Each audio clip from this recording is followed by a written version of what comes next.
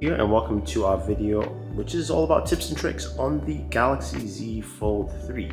So if you are joining us for the very first time, go ahead and smash the subscribe button, notification icons to get more videos like this, and hopefully you're enjoying it on the channel. Now, as you see here, I have the Z Fold 3, but before we get into the tips and tricks, I'm going to talk about the Z Fold S Pen case here. This is the one from Samsung. This is the case that everyone has seen and talked about. You've seen my other video. And this case is an interesting one because it's got a lot of potential, but it's not that great. So as you can see right here, the front cover display doesn't actually stay on. It just flaps open. There are no magnets, so it doesn't stay on. So that's something to take note. So this will always be like that. And when you open it up, you can see the front cover also becomes elongated or longer than the case itself, so it makes it a bit more difficult while you use it. It makes it feel like using a bigger device. Now if you lay it flat with the S Pen, you can see it doesn't stay flat.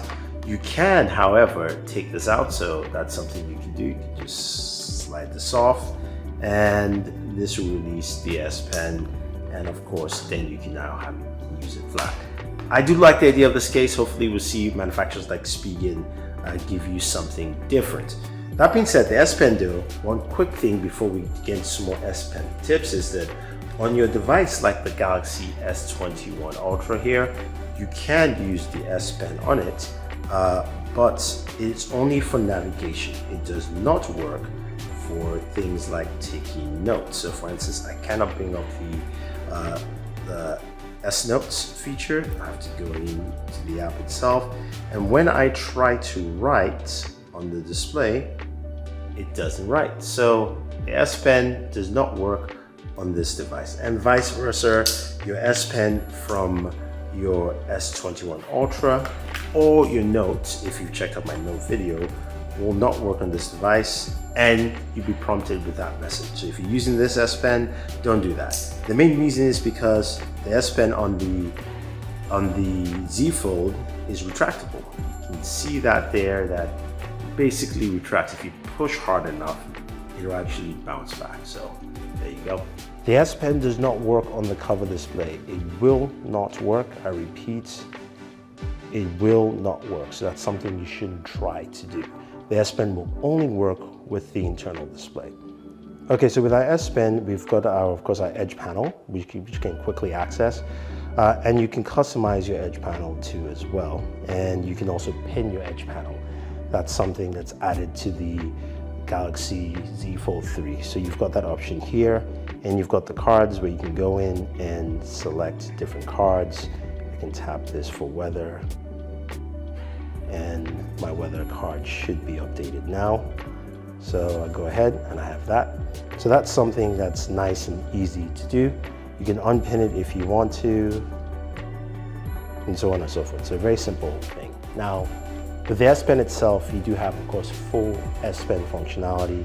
So you've got air commands. You can go ahead and use the list of tools on the S Pen. You can create notes, view all notes, smart select, which of course is basically taking a screenshot, screen write, live messages. I'm not sure who does that anymore, but it's still there. Air doodles, translate, pen up, and then you can add more from shortcuts. Now, you don't have to add S Pen applications. You can add any application in. So I can put in, say for instance, Call of Duty, which I like to play, or you can put in any other application on this list here. These are the S Pen apps on top, and then below that line, there's all the apps that you can use, and boom. So you have that built in, and then you can see I have Call of Duty right there. So all that functionality is built in, and it's pretty simple and easy to use. I can go ahead and just take a screenshot of that, and I can edit that. I can do whatever I want to, so on and so forth. So you get the general idea. So with the S Pen, you can customize more of the S Pen features within the advanced features. So you can go into S Pen, and then you can turn off screen off memo, create quick shortcuts, air view, show pointer hover, commands, so on and so forth, sounds. And then of course there's some tips to using your S Pen here. It doesn't have the full Bluetooth functionality of the S Pen, but again, this is something that you can do quite effectively. Some of the major features of the S Pen on this device. Okay, so let's go into our settings and jump into display. Now here, of course, you can change your refresh rate from adaptive to standard. So moving from 120 to 60 Hertz if you choose to. Then you have a couple other functionalities like full screen apps. This will help push a lot of your apps to use the full display size 7.6 inches for the internal display. Certain apps just won't work, so can't change settings for this app. Instagram is one of those culprits. So for instance, if I go to Instagram, it's still going to kind of look like this in terms of where the app placement is. That's just the way it is. Not all apps behave like that, but you can force a lot of your apps to work on full screen, which is good. Again, that's just something that Instagram just won't do at this time.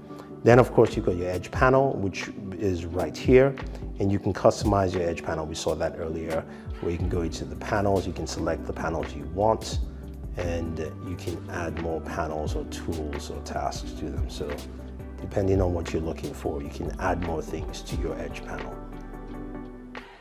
And then you can also customize it with the handles. And then finally, continue apps on cover screen. So this allows you to continue apps from the internal display and say maybe you want to close it up and then use the cover display.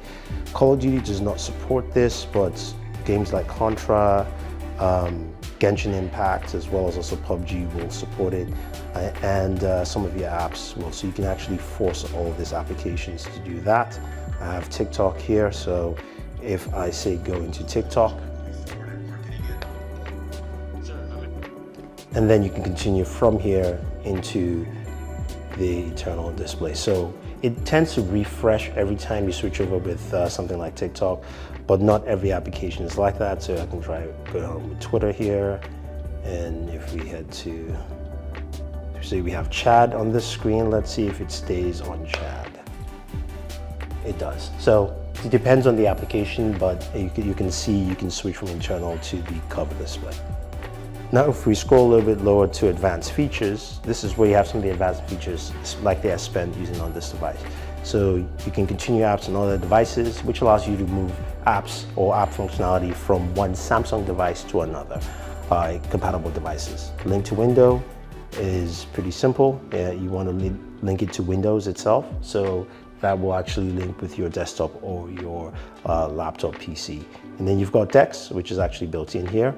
You've got DeX to TV or monitor, so if you have like a wireless monitor or your TV or to your PC itself, you can do that, and you just select the functionality right there. Android Auto, you've got Quick Share, and then Labs is allowing for multi-window for all apps, so you can actually use your apps in multi-windows, and also customize aspect ratios if you choose to, so you can select the applications there.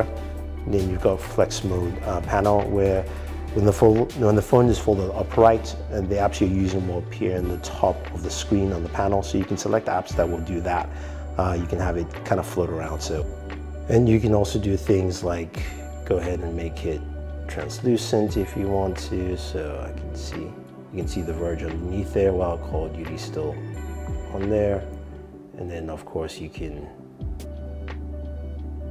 make it brighter. So you can do that. And this brings us to, of course, using multiple applications at once.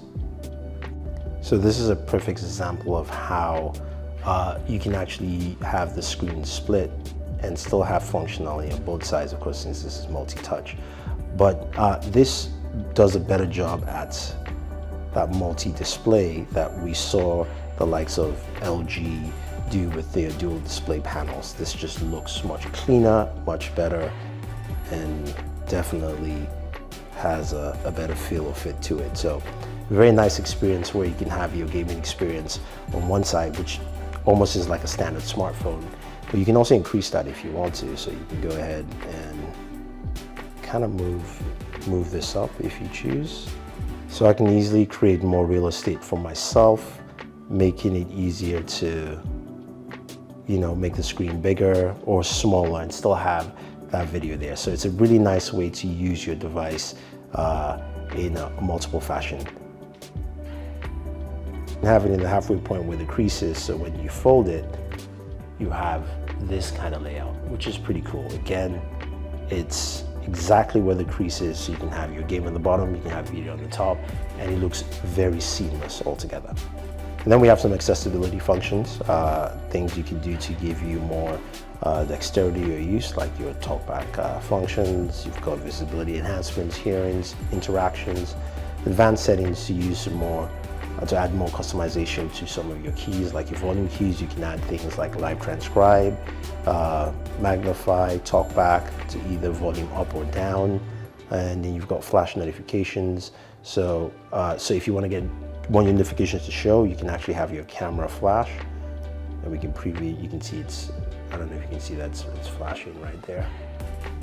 And then screen flash, and we can actually preview that, so your screen will flash as well. So you have those options there to customize some of your notifications.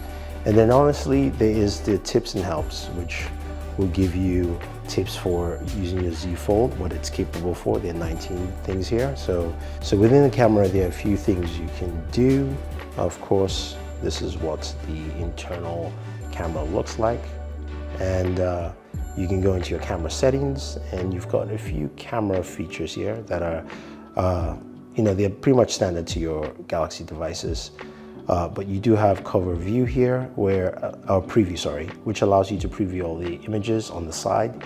And then you can also use the cover view to use your cover display as a viewfinder. Now, when you tilt it in, this is what happens, giving you that ability to stand it and also use this as a viewfinder. So you get an idea. This is useful. Again, you can just place it down, take your photo, and you are good to go.